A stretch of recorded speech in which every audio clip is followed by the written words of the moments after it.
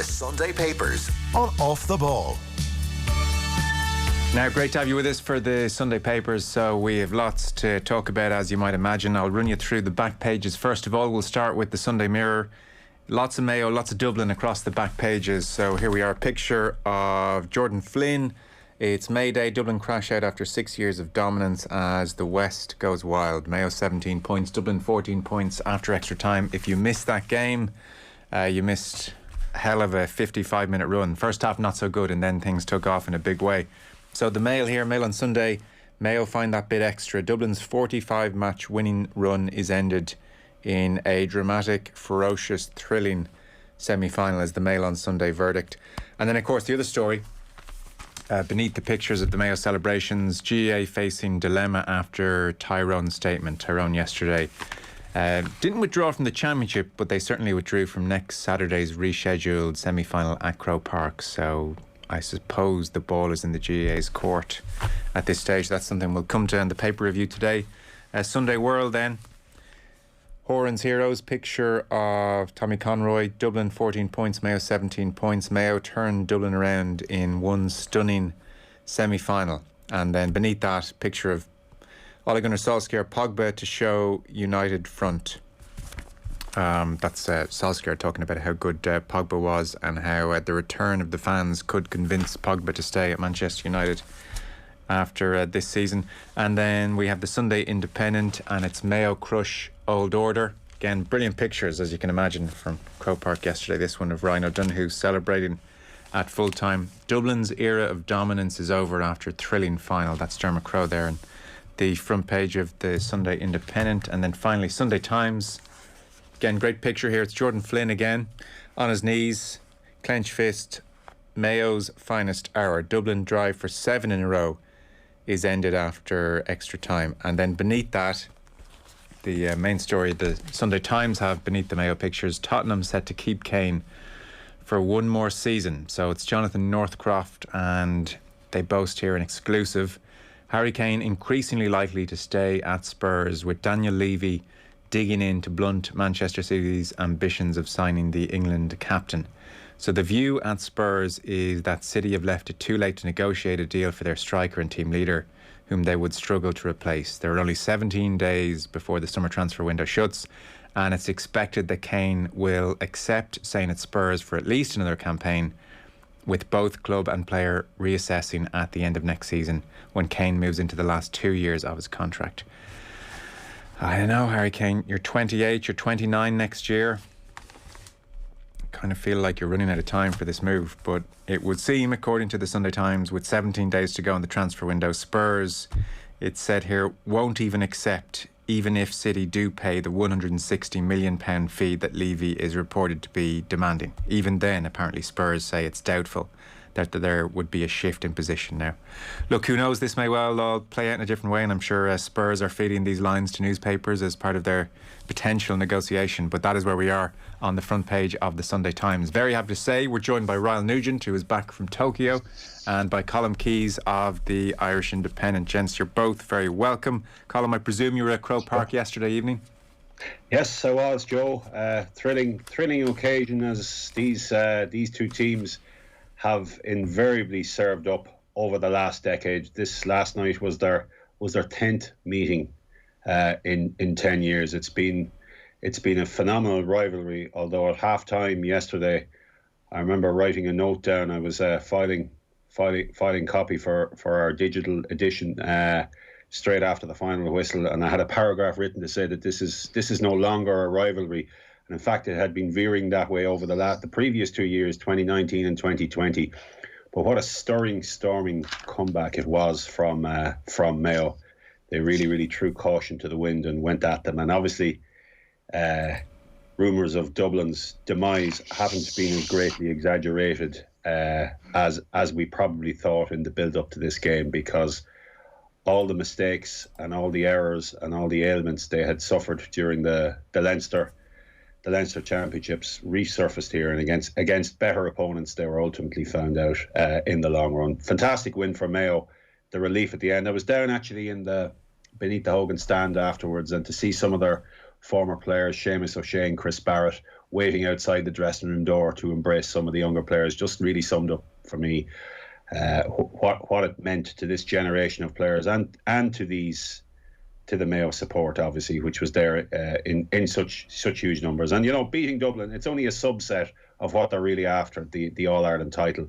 But within that it's an enormous battle for them. It's not quite the war, but it's an enormous battle to have finally beaten Dublin for the first time since 2012. They've lost 6 times and drawn twice. And we know the backstory of Dublin and Mayo, and for it to finally happen in these circumstances, extra time, new way for this rivalry, and for them to go and win it the way they did, it's really liberating for them. It sure is. So Christy O'Connor here, match was one of greatest comebacks in living memory. This is page 3 of the Sunday Times, and he says the day when Dublin were finally beaten was always going to be a seminal moment, but the manner of victory added to the history of the occasion and the purity of the sensation.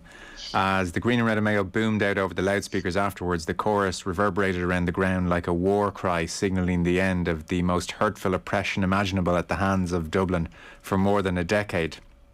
And he has some of the stats, as Christy O'Connor always does. So he points out in the first half, Mayo's conversion rate was only 40%, and they did have some really dreadful wides, which James Horan referenced afterwards. So they went from 40% conversion rate in the first half to 71% for the remaining 55 minutes. And then conversely, Dublin, who only across those 55 minutes managed 4 scores, their conversion rate in the first half was 77%. It dropped right down to 28%. Indicative, Ryle, of a general malaise which crept into the Dublin play? Hi, Joe. It's hard to know. I mean, it was a remarkable game to watch. Like at halftime, I'll be honest, and I won't retrofit. If I hadn't been coming on here this morning, I was gone to probably watch Liverpool because it was dull. You know, like it looked to me, and I think it looked to everybody, 10 points to, was it 10-4? Yeah. 10 at halftime, and Dublin were there without even hitting third gear. It seemed they were completely in control of the match. And then, well, we all saw what happened in the second half, and it was remarkable. And yeah, you can say that Dublin got themselves, or maybe the architects of their own misfortune, and they haven't hit their straps. And sure, but for Mayo to do it in the manner in which they have, because over the years they've come so close and maybe should have won other games and looked from the beginning like they were going to. This was a complete turner, and this looked like a team that were beaten before they even started, had no clue how to go about it, and then all of a sudden find themselves in the position they did, and boy did they take their opportunity. I was so impressed with them, and the reflection in the newspapers today. And in fairness, it's a really tough one for the newspapers when it finished so late with extra time to turn around that level of content that they have turned around. But there's some really, really good stuff to get your head wrapped around. I was interested, as I often am, to pick up Joe Brolly as the first point of reference as to what he thought of the game. He's on page 3 of the Sunday Indo, you know. And his point was made about Rob Henley nailing the 45 imperiously as the dubs were done. Henley was unrecognisable from the psychological wreck we've come to know. Here, he played magnificently throughout. His inch-perfect kickouts, quarterbacking Mayo on their way to complement 2 superb frees from around 60 metres, and then that killer 45. And you know, it was about redemption in so many ways for Mayo yesterday. But as the point is made throughout many of the articles today, it's only redemption if they go on to finish the job. and you know, we've seen stories like this before in all sorts of codes, in all sorts of guises. You get over that major hurdle. Can they get back to that level of emotional and physical peak, control it, focus it, and channel it, and get into an All-Ireland final, do what they've been threatening to do for so long? Yeah. One last point, Christy O'Connor, it reminds me as well of, and again, sorry, I do take your point on this more being about Mayo in most ways, but he says Dublin will still wonder how they lost their way so badly. Sourcing 7 of their first 10 first half scores off Mayo turnovers underlined the intensity and the tackle rate. Mayo were sitting deep, but they were standing off Dublin, and they were being ruthlessly punished for it by Dublin's patient probing. And then this is the point.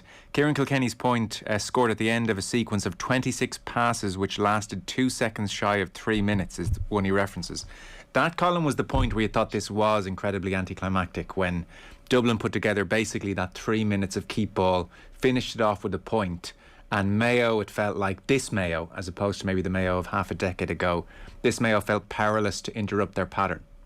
Yeah, they really looked at arm's length. And those patterns of play, Joe, that Dublin string together, wing to wing, and they almost pedestrianised the game in ways now. And there was just one memory I have is of the last play which forced the 45 that Rob Henley converted at the second attempt. And I think it was Brian Howard is in the goal mouth, and he stands. He's literally standing as waiting to see what's going to happen. And they almost walk the ball out of trouble. And Conor O'Shea, the Mayo substitute, puts pressure on Davy Byrne to force that 45. I think Dublin have lulled themselves into, now I won't say a false sense of security, but there's something about the way they keep the ball, and they've been doing it for years, because one of their points in the 2019 All-Ireland final was similarly constructed. Paul Mannion came in. It was about, again, one of those 2 or 3 minute spells where they keep the ball. But in some ways, I feel, especially, it's been happening more and more that they've adopted this tactic of literally walking the ball across from wing to wing. And in some ways, I felt as I was watching them, I won't say implode, but I was watching them fall away. Really, when they hit crisis mode, they couldn't really engineer a way out of it. And I wondered, is that reliance on that possession game, has it blunted their sense of adventure, maybe their sense of ambition to have a cut or have a go in a different way? And I just feel that they have taken that element of their game perhaps too far, and that certainly manifested during the provincial championship. Yeah. So those moves, the great patience, the possession, the premium on possession that they play, and obviously teams defend very deeply, so they're forced to go that way. But I feel it's now becoming to their detriment, and I thought that surfaced yesterday. Yeah, it's interesting. It's interesting what Colm is saying there. You know, like it is that point where they've been put to the pin of their collar before, when the questions have been asked by the opposition, whether that's Mayo or whoever it might have been. They've always found a way. And yesterday, you genuinely felt going into extra time that they were the more vulnerable, and that is never the way you felt about Dublin when it's been that close. When they've had their backs to the wall, they've been magnificent in the way they've dealt with it. I hope, though, going back to the Mayo story, that Dublin's demise, for the want of a better description, isn't just the story that comes out of this championship year. You know, I really feel like and you can't get away from it. I guess you think back to the great dynasties in any sport, whether it's the Chicago Bulls or whether it's the Manchester United team of the 90s. You know, there is some sort of intrigue with unpicking where it all went horribly wrong and where it started to fall apart. But the team that eventually got to them is the team that has so often looked the most likely to get to them, and that's a group that have rejuvenated themselves and gone back to the well and found a way. And I think they deserve enormous credit for that. And I hope it doesn't get lost in the picking apart of where it went wrong for Dublin. Yeah, I'd say there's a fairly nice even balance of the two, actually. And I think that's about right, because both are big stories in their own right. Sure. Like the Dublin, I mean, you said it's not an implosion. It probably was an implosion by their standards, those 55 minutes after half-time. Like Shane McGrath says in the Mail on Sunday, sums it up quite well. The feeling has built all summer that this is a Dublin team playing on memory. And I think that rang true. They do feel like they're playing a touch on memory. Though there's a good point. Colm O'Rourke, amongst others, talks about the impact of the bench. I think the Dublin bench contributed a point. Like, so often these games have been decided by the bench. Even you take last year, it was Mannion and Howard off the bench which really settled that final, whereas this time around, I mean, the contribution of the Mayo bench was extraordinary. And I suppose by extension then, Ryle, the contribution of James Horan to go to that bench the way he did. I mean, he went on 27 minutes. He made his first substitution, and then to see Aidan O'Shea going off on 48 minutes is not something we're accustomed to. When he made the decision on Aidan O'Shea, like, it was again, Colm is better placed to make a call on this than I am, but it felt like it was the line in the sand. It was either the white flag going up and another collapse, or it was the line in the sand from where we kick on. It was an immensely brave thing to do. And James Horan deserves enormous credit. I'm a massive fan of Aidan O'Shea, but he didn't seem to having the impact on the game yesterday that you and we all expected that he might. And for Horan to make that call it's so publicly, like you're opening yourself up to real, I guess, ridicule if it goes horribly wrong, and significant questioning at worst.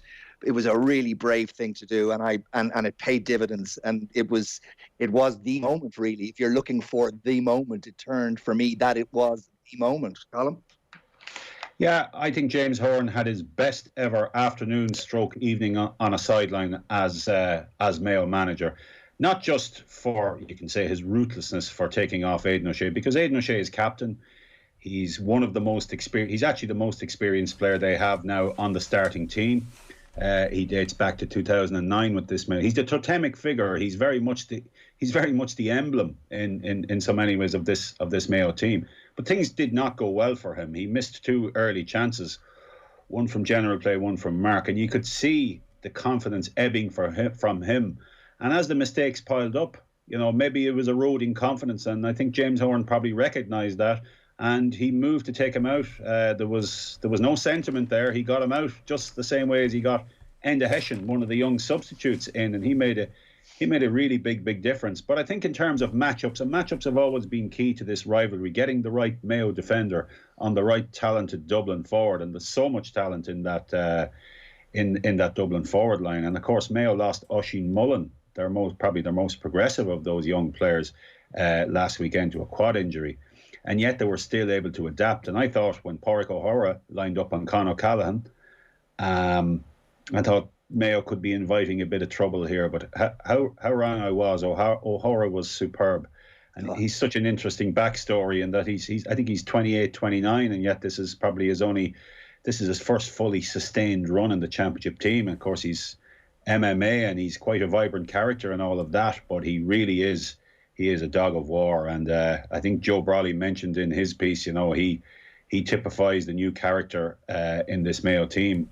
I'd be inclined to agree, but I really do think the man that holds all this together is Lee Keegan. I thought he was absolutely superb in that game, and he picked up Kieran Kilkenny initially, but then took Con O'Callaghan, and Horan held his ground on that, and that he didn't keep the matchups. Lee Keegan stayed at centre back for the duration of the game. Pádraig O'Hara stayed in the full back line. So from that point of view, and he put Paddy Durcan on Cormac Costello, which was an interesting one, because you might have thought he'd put him on Kieran Kilkenny, but they recognised Costello as the quickest player on the Dublin team, and they matched him up with their quickest player as well. So all around, Horan had a really, really good day, a good evening in terms of his matchups and his substitutions, and obviously, their transformation through the third quarter, because third quarters is the period that, like all great champions, and this extends the golf to on the third day. But the third quarter for Dublin, if you look back at 2019, where they played that scintillating brand of football, and then even last year's All Ireland, it was in the third quarter when they really kicked on to beat Mayo in the previous 2 games. They didn't score in the third quarter yesterday. That's some remarkable difference. Yeah, it was staggering. Kieran Kilkenny, by the way, at half-time. Sorry, Ryle, I'll let you back in 2 seconds. But on Kilkenny, 2 points from play before half-time. He had a mark as well scored. He won a free, which was pointed and peripheral in the second half, which is testament to the job done on him. Brawley says of Pádraig O'Hara that he met him out walking his dog last week in Ballina, bouncing along with his ponytail, smiling broadly. Give him hell, I said. I will, he said. Brawley writes, do not let the pink boots fool you. Heaven forbid real men couldn't wear pink, Joe. Do not let the pink... Amazed, Joe. I'm always amazed at the amount of people Joe Brawley meets from week to week. He says, this man's a terrific bit of stuff and a natural leader. In Croke Park, he took the great Kieran Kilkenny apart, physically and more importantly, mentally, so that long before the end, Kilkenny had accepted his fate. Keegan likewise is a leader, and with O'Hara at his side, Mayo have 2 men not afraid to win. Sorry, Ryle. No, I was just going to say, there's a team might be too strong, but there's definitely references all the way through the newspapers, and Shane McGrath in the Mail on Sunday referenced it, and I'm kind of interested to hear what Colm has to say. If nothing else, he says, this is Shane McGrath, if nothing else, the closing stage is a normal time here should silence forever the talk that Dublin are wedded solely to football's higher virtues. They try and win in any way they can. That is certainly explicable in a sporting context, but it should temper the corporate message tirelessly peddled about Dublin.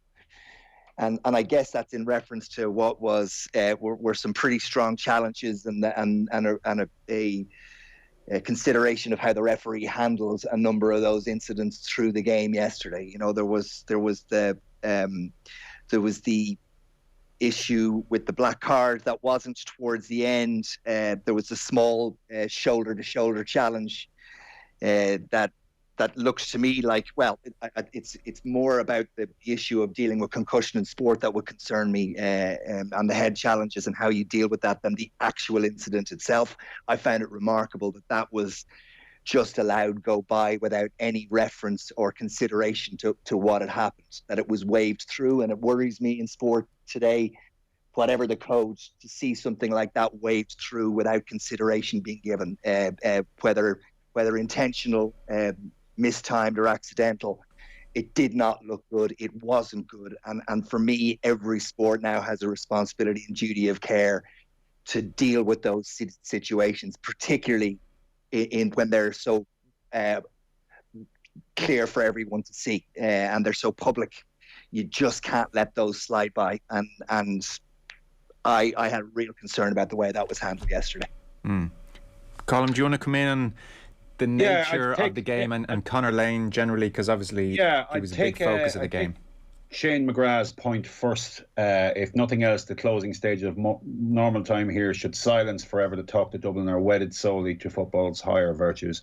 I would say to that, Ryle, that was certainly nailed down and finished forever at the end of the 2017 All-Ireland final, when Dublin did exactly what they had to do to frustrate that last Mayo kick out. I could probably go back to the closing stages of the 2013 All-Ireland final against Mayo, when they did exactly what they had to do. I remember distinctly Kevin McMenamin pulling down Lee Keegan and the string of frees that led in those closing stages. So Dublin have always done, despite the proclamations of virtues around, you know, fair play and all of that, and playing the game in a certain way, Dublin have always, when they've had to, resorted to what they have to do, like all champions do and like all teams do. So they are not exclusive. They've played a lovely brand of football, and yes, they've been terrific champions, absolutely, all of that.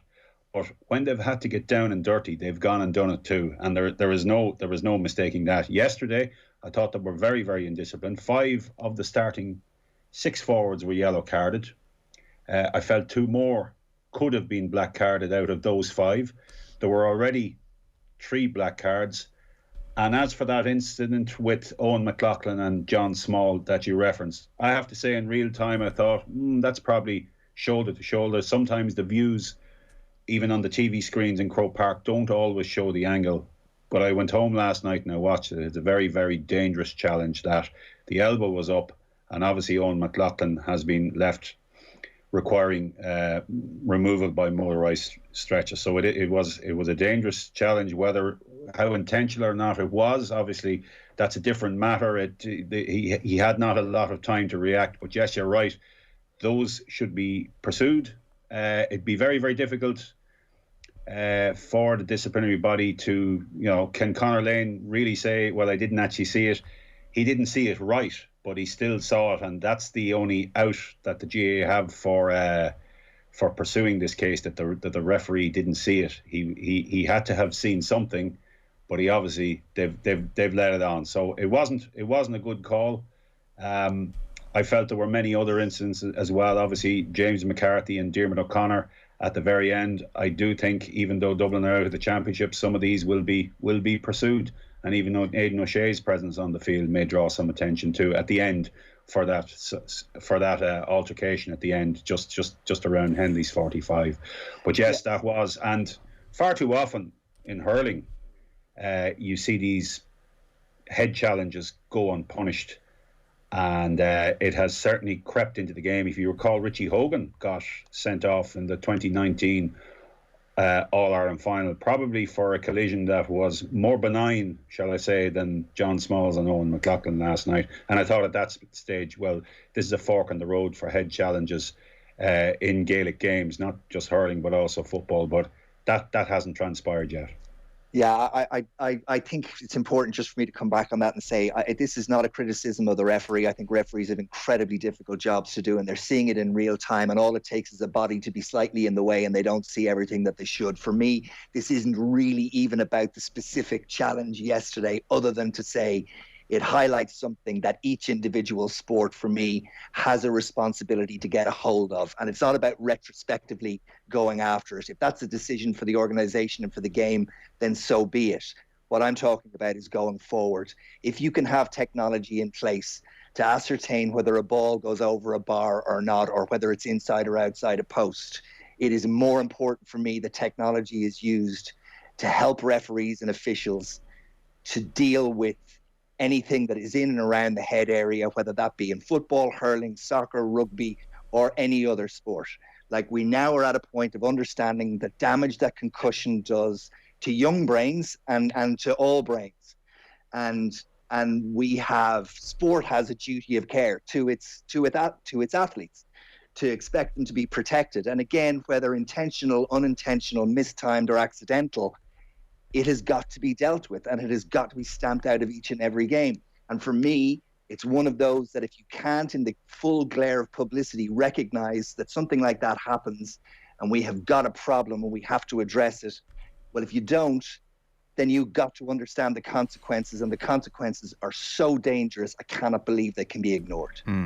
So there's loads in all that, and it's all really interesting, fellas. Let me throw a few things. So on the general cynicism of Dublin, absolutely, but I mean, that applies basically to every single team in GAA. I mean, Lee Keegan is not averse to ripping out his GPS and throwing it at Dean Rock, so it applies to everyone. On the small incident, I can really genuinely see how Conor Lane thought it was just a good shoulder where there's a hospital pass and player is stationary and Small can line him up and whack him with his shoulder, and that's like one of the thrilling aspects of the game that we all kind of enjoy. In my opinion, the elbow wasn't really a factor. I know in some of the photos it looked like the elbow was up. I think it sort of came up afterwards as a result of the collision. I just think he went to do him with the shoulder to his shoulder, like really nail him, but in a relatively fair way. But I think in that instance, all the responsibility is on you, because the vulnerable player has no way of protecting himself. He's waiting for the ball. He's blind to you coming to him. So if you make contact with the head, especially at that force, I think it's 100% on you, and it probably has to be a red. It's akin to rugby, where the responsibility is on the tackler not to make contact with the head. And like, in fairness again to Small, there was a touch of a dip in the turn, like, McLaughlin's jaw goes down as he's kind of taking possession and turning. But again, I think when you're coming in with that force, you really have to anticipate that. So that should have been a red. Like, for me, the one which bothered me the most about Lane in some respects was the black card that wasn't given, because it was just the very definition of a black card, like drag down off the ball cynically, and he gives a yellow. So he clearly saw it and he saw what happened. And he for me, he completely bottled that decision. The McLaughlin one is more dangerous and the game will have to stamp it out. But I can understand what Lane saw, akin to what you saw, Colm, in the stadium. But the yellow for the black card one was a complete bottle job. Like, that was actually unacceptable. And I got the impression that Conor Lane came back out for extra time, brandishing his black cards here, there and everywhere, like a man who had maybe got word from someone that you're losing control of this a little bit, Conor, and you've been a little bit shy in certain moments. And I thought that's how he was behaving a little bit in extra time.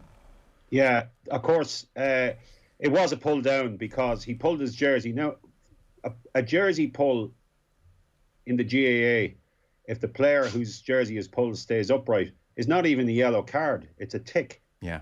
But if the player goes to ground, then you can quite credibly say that he has been pulled down, as I felt Kevin McLaughlin was in that instant. It happened in front of Conor, and it was either a tick for pulling the jersey or a black card. I didn't think it was a yellow card. It should have been a black card. I thought it was a clear-cut black card. I thought Conor Callaghan was the other one I felt was lucky because he had pulled back. And even Niall Scully, for his incident earlier, and he was yellow carded for it. He tripped one of the Mayo players. He appeared to trip. Whether that was deliberate or not, that's the other question. So, yes, that Davy Byrne one. And Davy Byrne actually won the next kick-out. Now, he was the player that was forced over the line for the 45, but he won the next kick-out. So, in the next play, he got the ball. And And did that make a vital difference at the end of normal time? It probably did if he shouldn't have been on the field. Ryle raised an interesting point about the use of video in Gaelic games. This has been on the table in recent years, but has been rejected outright. And I remember the former Director General, Pádraig Duffy, was very much against it because, and he quoted Nigel Owens, the former rugby international referee, in that Nigel Owens was expressing fears, and Pádraig mentioned this in his Director General's report, that rugby was becoming a far too elongated game because of video, resort to video. And as we saw in the Lions series, well, those fears have really come to pass for rugby. But notwithstanding that, there has been attempts by counties, namely Limerick, in recent years, to try and introduce the use of video. But so far, it has been rejected on the grounds of, well, what are you going to use it for? Every incident in a game, how long will that take? And that's the fears from the GAA.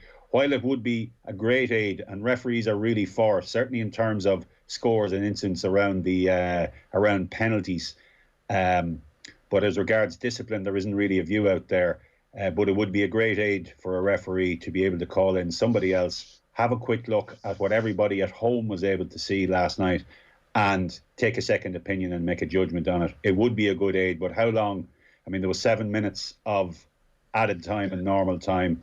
If you're resorting to video, how long does a half of Gaelic football become then? That's the fear. And like, one of the great things about football is the way it flows. You know, God, after sitting through that Lions series, it was horrendous. And God, it's lovely to sit down and watch a 35-minute half that flows and grabs you. You get absorbed in. And like, what happened with rugby will happen in GAA, in that bit by bit the TMO role grows and grows and grows, and the managers put on huge pressure, as we saw in the Lions series, and so the referees, Ryle, go out and they're tentative and they're afraid to make a decision without watching 20 replays, and suddenly we have 45 minute halves of GAA.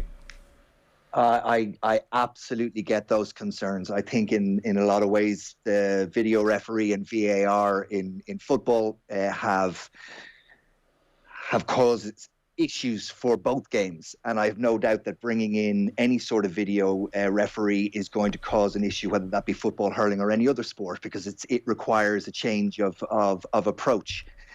My issue comes back, and I don't want to sound overly singular about this, but my issue comes back around to player welfare, and if you're asking a referee, and I think what happened on the Lions tour with Erasmus and Gatland to a lesser extent, and the pressure they're trying to put on referees and the inferences that they're making are outrageous. And I think they should be held to account like that. If the coaches and managers of international, inter-county and club teams are going to behave in a way that brings referees' ability to do their job into question and disrepute, that in the manner in which it's been done, they need to be held accountable for that.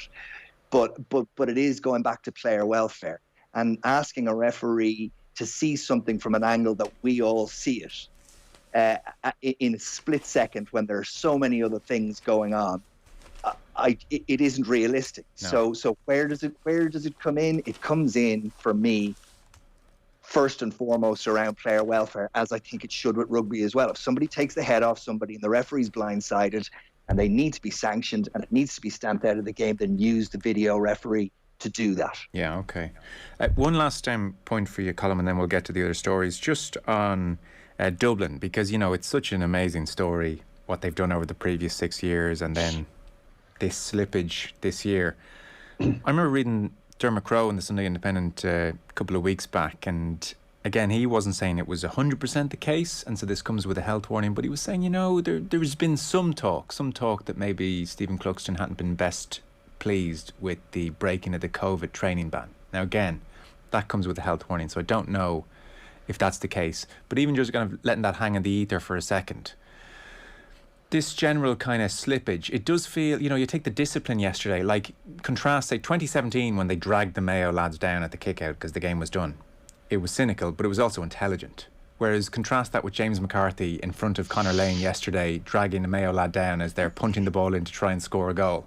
It was just silly. It was a loss of discipline. It was a lack of kind of clarity. And that loss of discipline maybe was manifest across the game. Something has slipped there in some way for some reason or other.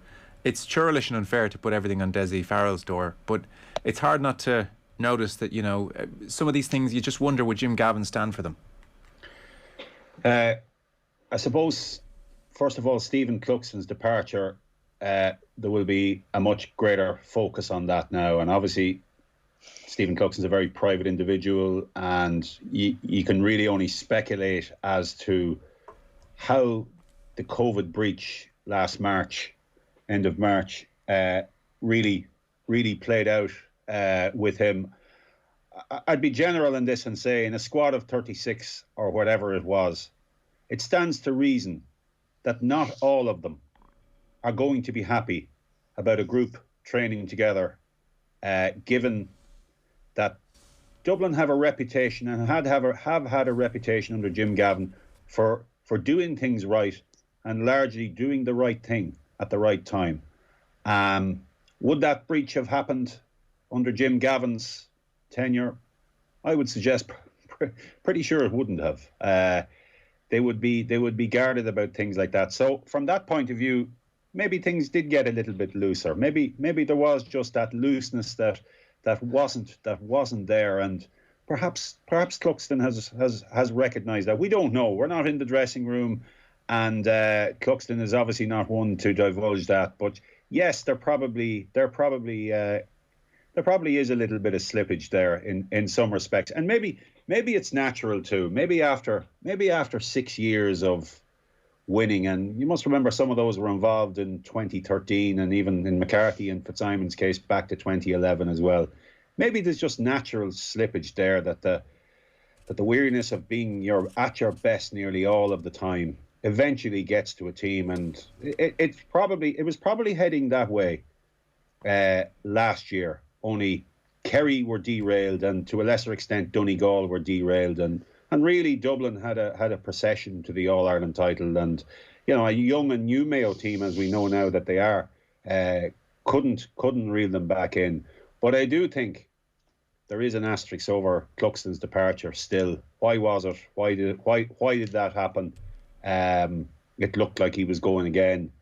And I do think there is probably something there, and maybe it relates back. But again, couldn't say. We're only speculating and maybe just piecing it together. But they were certainly unsettled in Wexford and against Meath. Picked up a bit against Kildare. They certainly weren't themselves all year. That's for sure. Couldn't be interesting now. They may well go away, lick their wounds, and channel all that hurt into another 6 in a row very easily. Just on the Tyrone situation, Ryle, before we leave the GAA, Dennis Walsh, for instance, page 5 of the Sunday Times, he talks about the effect of COVID on Emer Lamb, who obviously went on to win a bronze in Tokyo after suffering COVID, and she was talking about trying to get back from it, and how, I'd be going for walks. She said, I'd look at my heart rate, it'd be 140, 150, just going for walks. Normally it'd be less than 100. It was staggering, was her sense of trying to get back from COVID. And then on the Sport Ireland website, Dennis quotes that there's a graduated return to play graphic, and the process doesn't even begin until 17 days after the virus has been detected in the athlete system. Includes 7 days without symptoms. According to the Sport Ireland guide, an athlete should not return to full training until a further 17 days have elapsed at the earliest, and at that time exercise is ramped up in daily increments. Taken altogether, that amounts to more than a month from diagnosis to a safe return to full training loads. So a full month from diagnosis to full training loads. So Dennis says even if their petition, Tyrone's that is, for a postponement until August 29th had been successful, it would not have put them in a position to prepare as they would wish for a game of this magnitude. GAA now has no choice but to carry on. Any further postponements into September cannot be countenanced. Losing the opportunity to play an All-Ireland semi-final is a deep wound for Tyrone to bear, but when the dust settles, they must reflect on the ins and outs of how this outbreak was handled. Did every Tyrone player follow the protocols scrupulously? Everyone? ? Was everything done to minimise the risk of transmission in the days after the Ulster final? Only the Tyrone players and management can answer these questions. Just a fortnight remains in the inter-county summer. The danger is clear and present still. So that was Dennis Walsh and the Tyrone situation. What's your read of it, Ryle? Yeah, the Sunday Times has that story on pages 4 and 5 with Michael Foley's piece on page 4, and that piece you refer to from Dennis on page 5. Look, this for me is one that no matter what the answer is, it's not going to be satisfactory, and it'll provoke a huge reaction, and it'll provoke significant questions. I do not envy the GAA's position on this one. I guess the Michael Foley piece asks the questions that everybody's considering. The outcomes, whatever they do, he says, are grim. If the GAA extend the season to play the semi-final, that decision could set a significant precedent for county boards to cope with if similar circumstances arise at club level in the autumn. If they don't, Tyrone's departure damages severely the integrity of the championship, already hurt by the revision of the knockout system. It also leaves Kerry in an awful position going into an All-Ireland final, still provisionally set for September the 4th, and without a game since July the 25th. And the issues go on and on and on. I guess the Dennis Walsh piece really puts you in a situation when you look at that Emer Lamb experience and the advice being given to elite athletes, of which all these Tyrone players are. Like, if they extended, is that going to be good enough? And where do you draw the line? Because if you do extend it and for some reason the COVID situation in Tyrone continues, or forbid that it happens in another county, where what happens if there was an outbreak in Kerry in the meantime? What happens if there's an outbreak in Mayo? And where does this end? And the impacts that it has on the club game that are so importantly protected and redesigned as a result of what's happened over the last 18 months. Like, where do the GAA go with this one? I don't know what the answer is. I genuinely don't know what the answer is. And it's going to be really interesting to see where they draw the line on this, because it is perilous. Yeah. What are you hearing, Colm? Well, I think there'll probably be a decision tomorrow morning at some stage. I think that's where it's looking at. Initially, Joe, I would have thought, now they're going to move on with this here, but the more if you go back to Newbridge or nowhere in 2018, and the venue was set for Croke Park for Kildare and Mayo. One of the great weeks, I might add. Pardon? One of the great weeks. One of the great weeks, yeah. And you thought initially, well, they're not going to budge on this. Yeah. And within a couple of days, negotiations had taken place. Now, the distinction here is the public anger and the groundswell was that the game should be played in Newbridge. It's probably not as strong, and indeed it's probably very split here. But I think rather than, I think there's probably could be a leaning towards refixing this game. I think that would have huge consequences down the line. And if you're a Sligo footballer, after their exit without playing a game from last year's championship for much the same reasons, a COVID outbreak, weren't in the position to field, albeit I was speaking to Neil Ewing, the former Sligo player, during the week, and he suggested, well, our county board essentially didn't make enough noise. But if you're willing to move an All-Ireland final for 2 weeks to accommodate Tyrone, why not Sligo last year? When there was no club championships after the inter-county season last year, there was nothing. You could have put it back into January, albeit January was very difficult for COVID. That would have had complications. But there's a little bit of a class war here. Isn't Sligo? The answer is very simple, isn't it? All-Ireland semi-final is more important. All-Ireland semi-final, yeah. So the elite prosper in that regard. All-Ireland semi-final. What you're saying is an All-Ireland semi-final is too big to fail. Yeah. But a Connacht semi-final involving Sligo, well, that's okay. And you're also saying to the club players in Kerry and Mayo and Tyrone also, well, you're going to have to wait your turn and you're going to have to finish your business now in the depths of winter, because now there could be a replay out of this. There could be an outbreak, as Ryle pointed out, in one of the other counties. So it's a very difficult situation for the GAA. As Ryle pointed out, they're not going to win either way, no matter what there's going to be. It's almost impossible situation for them.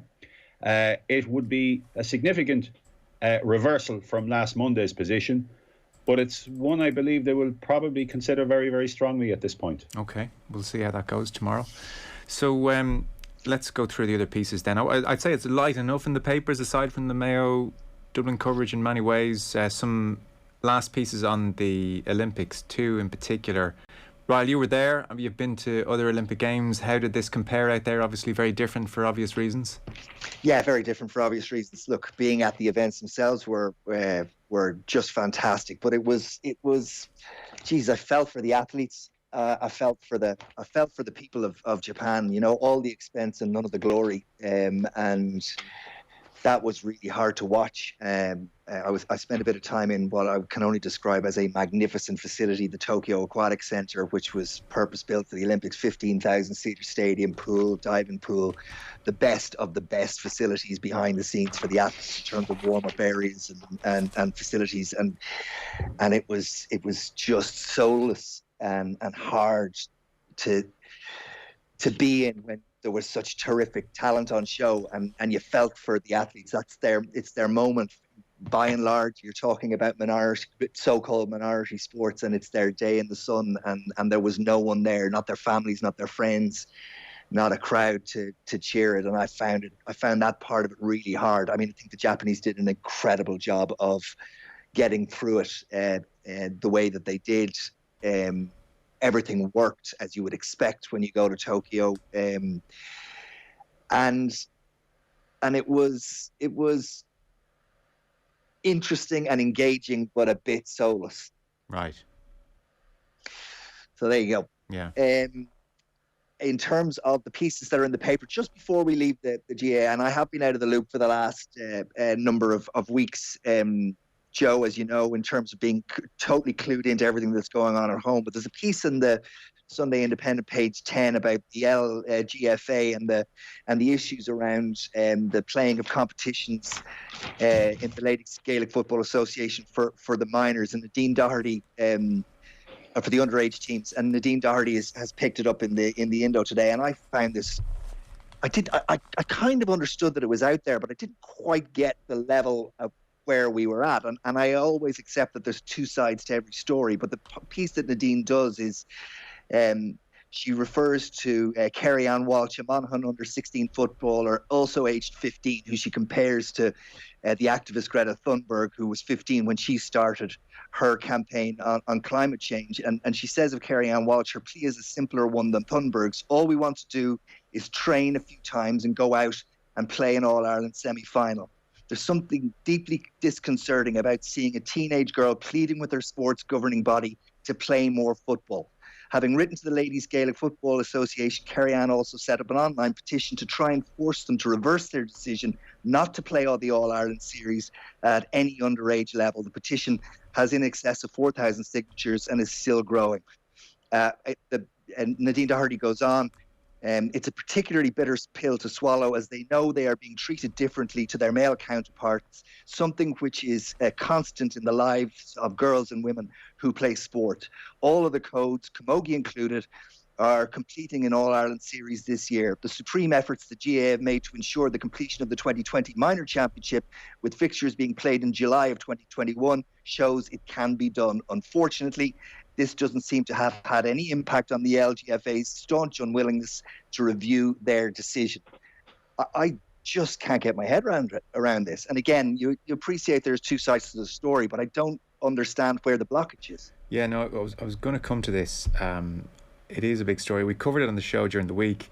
Like the LGFA, so obviously this is different from the GAA. I mean, people, you'll see this now. This is going to go into, I think, mainstream this week. I feel like that's the trajectory of the story. And you will see people who don't know sport giving out about the GAA and how they're treating the boys and the girls differently. This is the LGFA. It's a separate organisation. And it is disappointing. Now, I think the LGFA logic is that they, and Nadine Doherty outlines it here, they want to prioritise club football.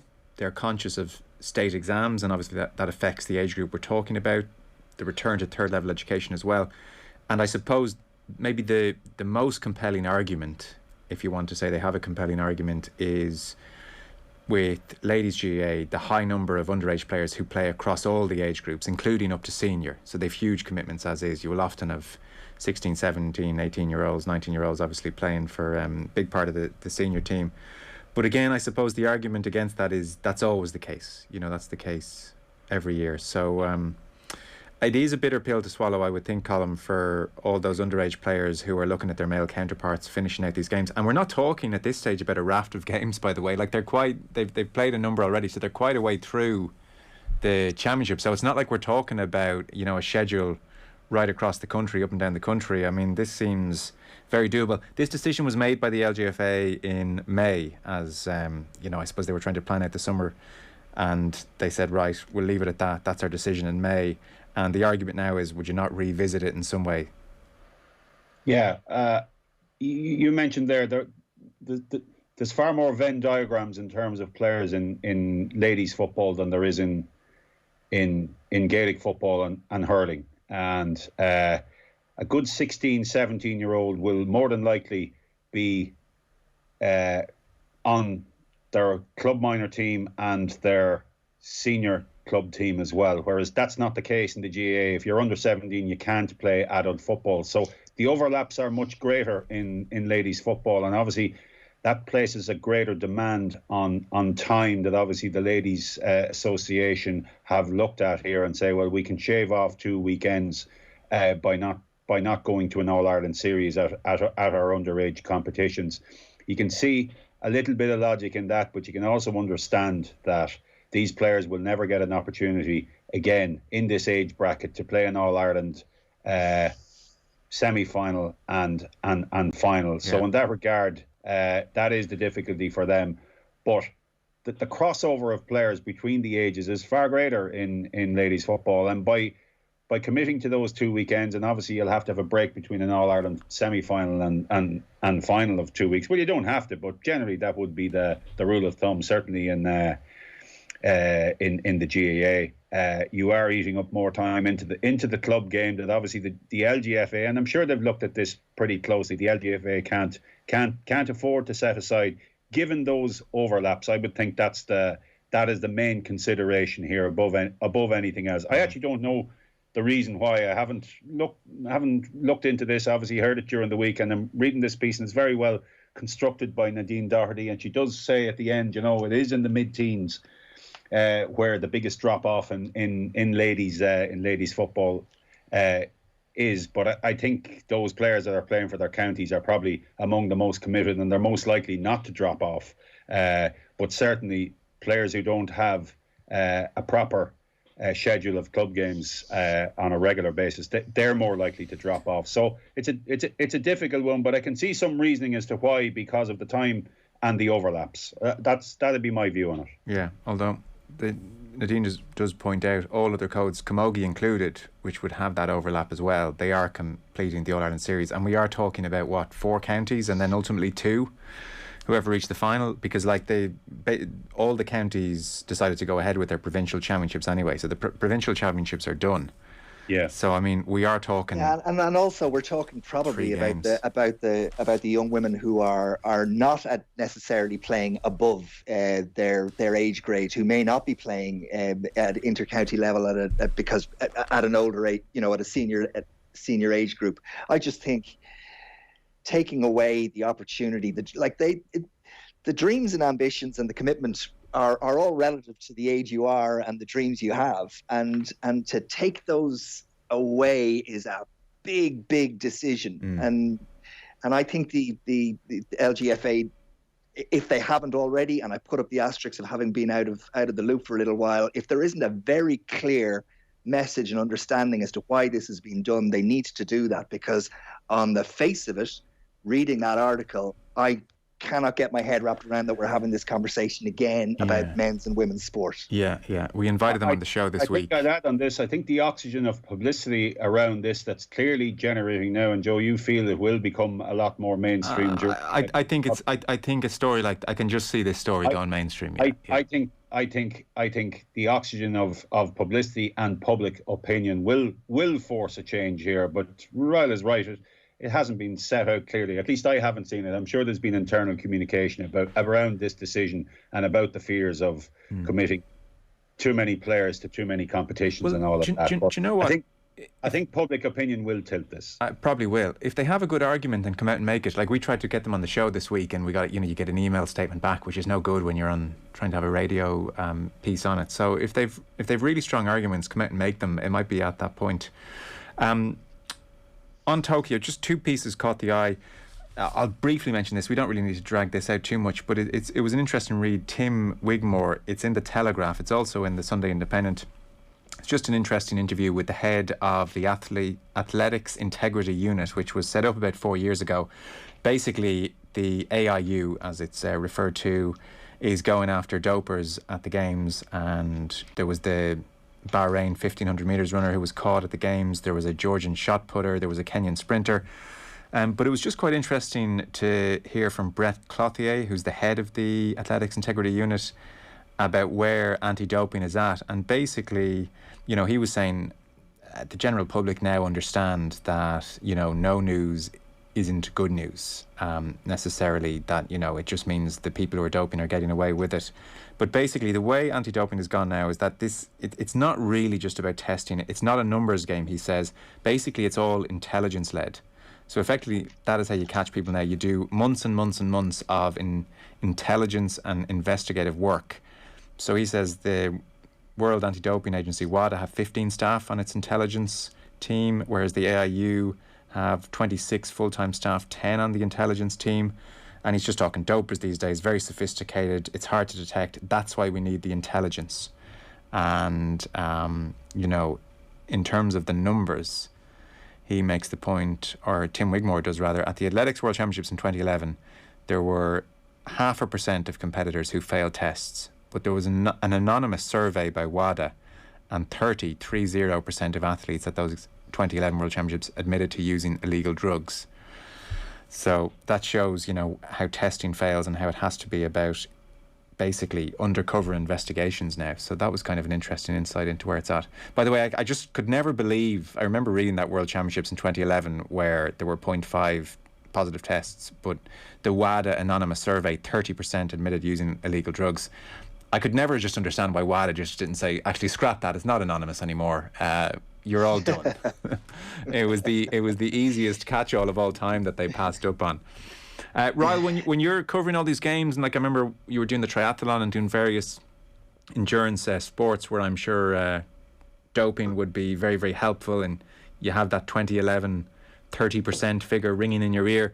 Do you find it difficult to cover the events in real time and to get excited about them in real time? That is a good question, Joe. I think if you look for it everywhere that we are in our industry, if you look for it in all sports, you know that it's going on, but you have to believe, and I have to believe that the vast majority of athletes and players across all sports are competing clean. That is probably considered to be a very naive statement, but I believe the vast majority. Now, are the vast majority at the top end of Olympic sport? That's a different question. But what the Olympics I have definitely walked away from every time I've come away is that whether it's the Irish team or the Ukrainian team or the German team or the Costa Rican team, there are the vast majority of athletes that go in with the dream of becoming an Olympian and performing to their best on the biggest stage. And there's something a bit cliched maybe about that, but it still rings true. I think if you go back and check with all the Irish athletes that were there in Tokyo, the becoming an Olympian and showing up to try and give their best was what it was about for them. They probably didn't go believing that they were going to win medals. Specifically with the sports and doping, you know it's there. You hope it's going to be caught in the cases where it has the impact of helping to win medals, but you know people are going to slip through. You know that a lot of them are ahead of the testing regime. But if you stop and question every single thing, I think you've got probably going to take any enjoyment out of it for both yourself and for the viewer. So yeah. So it's a really fine line, Nate. I don't really know the answer to that. I think you can become overly cynical, and I think you can be blindly naive. I would like to think I'm somewhere in the middle. Fair enough. Briefly then, the power of goal, Tommy Conlon. He's just musing on what Kellie Harrington should do, and he dug out a quote from her in the Irish Times 12 months ago, which I hadn't seen before, on turning pro potentially. If the money was right and I had a nice contract with so many fights, maybe a 3-year contract with very, very good money, then I would turn professional. But if it's crap money and a crap contract, then I'm not interested. I can stay amateur. I've no need for that. Less stress, more success. So, I mean, that's a good outlook, I would think, Colm Keys, if she is weighing up contracts in front of her. 3-year deal, $1 million, $2 million, then very tempting. Get yourself a house, get yourself set up for life at 31. if the money's no good, as Billy Walsh on this show during the week, and Tommy Conlon references that, suggested in the main it isn't. I mean, there's still so little money in women's boxing that who knows what kind of contract offer she gets. Be interesting to see what she does. Well, and how much, what can she generate? And Tommy mentions that. I mean, you know, how best to leverage her gold money or her gold medal into money in the bank. And that's probably always the question for Olympians, going back to Michael Carruth even. How do they capitalise on it if they retain amateur status? And that's the challenge, because the Olympics, okay, it's 3 years' time, but as a nation, as a public, we may not switch off Kellie Harrington, and she'll always be in the conscience, that's for sure. But the Olympics draws people in, and then there's nothing for 4 years, obviously. So really, to stay amateur, it's would be the next Olympics in 3 years' time for her, and she will, to some degree, slip from our conscious, and that's always the challenge for. Certainly from capitalising point of view on an Olympic gold medal, and I would feel that has been the challenge for all the time. And even what did the O'Donovans make out of it from 2016? And I suppose you look at all these things, they do fade to the background after a while, because World Championships really don't sustain the wider public in the same way that Olympics do. No, the goodwill doesn't pay the bills, Ryle, is the point.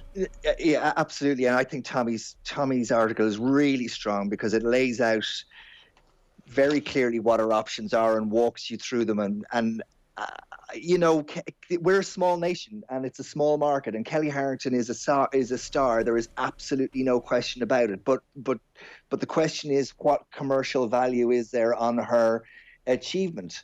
And the truth is, I think it's limited. I think that she will definitely get a return from it, and you would hope it will be a significant return. But I have my doubts. I think the situation has developed over the years. We now, I know Kellie Harrington's agent, and Tommy refers to him as Dave McHugh at Line of Sports, and there are a number of agents in the marketplace now that probably weren't there 6, 8, 10 years ago.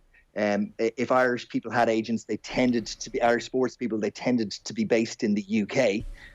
But that industry has increased in its engagement in this territory, but it is still limited. And Kellie's achievement, and he references it here. This is, of course, the other advantage of the. Sorry, let me just grab it. Once an elite amateur turns professional, they essentially become self-employed. All the support structures that were laid on for free by government subvention are stripped away. The gym, the full-time coach, the strength and the conditioning, the nutritionists, etc., etc. The costs are now taken from your bottom line. The manager and the promoter will take their cut too. The camaraderie of the national team is gone. You're basically on your own. So there's the decision for her.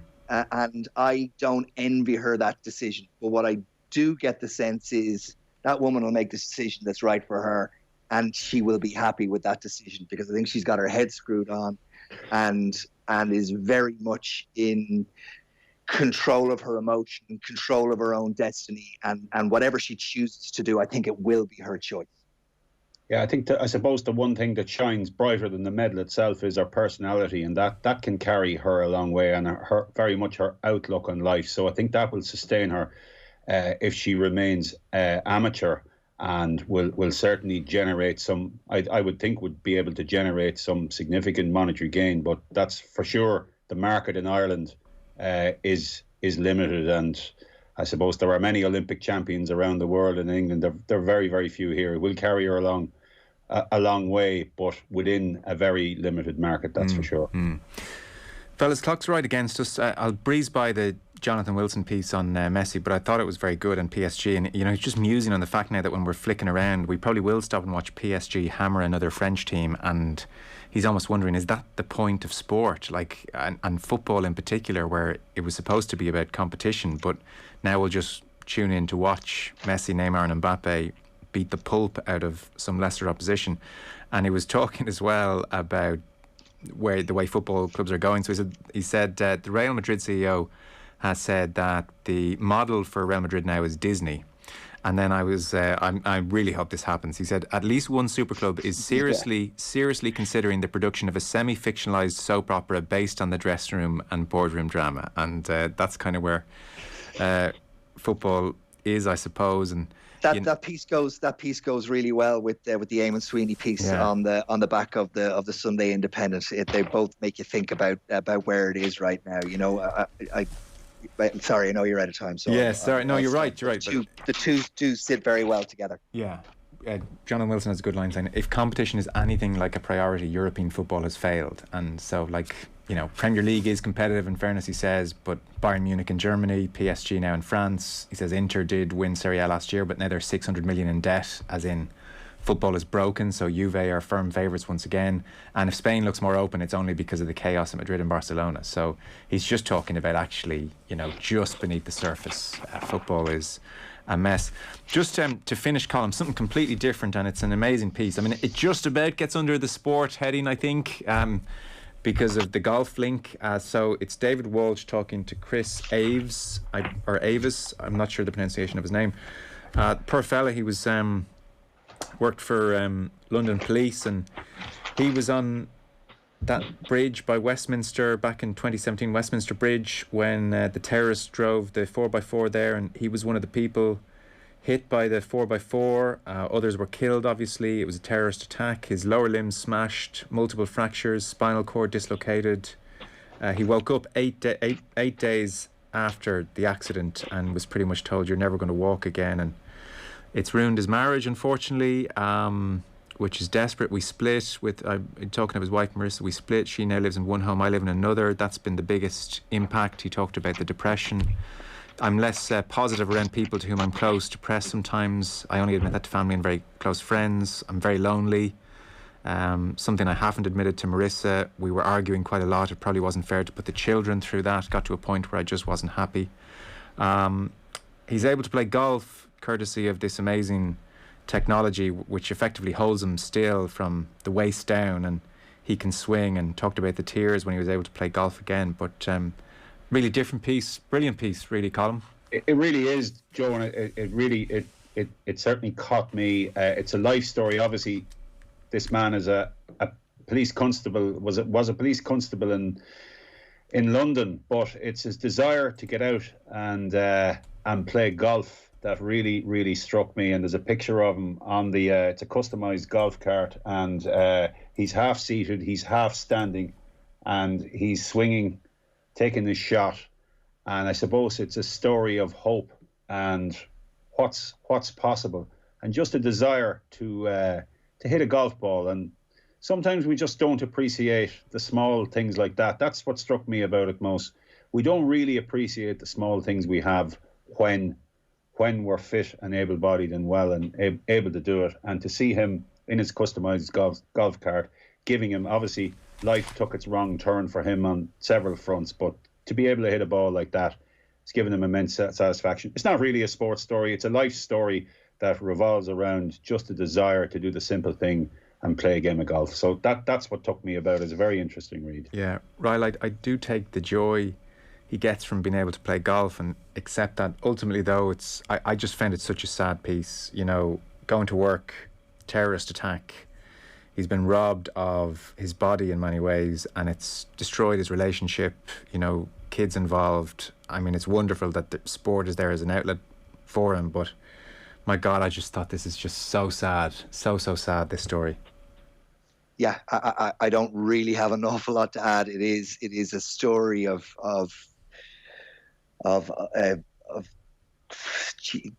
unthinkable pain and unthinkable destruction to a life, and yet that pillar of just wanting to go out and do something simple that, as Colm says, we all take so much for granted when we're able-bodied. I really do like the last line from David Walsh on it. He stretches out his putter, draws the ball back, knocks it straight into the hole, and joins the battalion of golfers who could play off scratch with their second ball.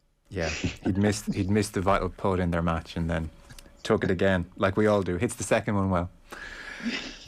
So that's on page 18 of the Sunday Times. Well worth a read. Chris Ave is his name. So he was there in Westminster Bridge on March 22nd, 2017. He was 35 years old then, so very honest with David Walsh. Fellas, that was great. Really enjoyed that. Thank you so much. Colm Keys from the Irish Independent. I'm sure you've much to get writing about for tomorrow. And Ryle Nugent, thanks so much for joining us. Appreciate it, fellas. Thanks, Ryle. Pleasure. Thanks, Joe. Take guys.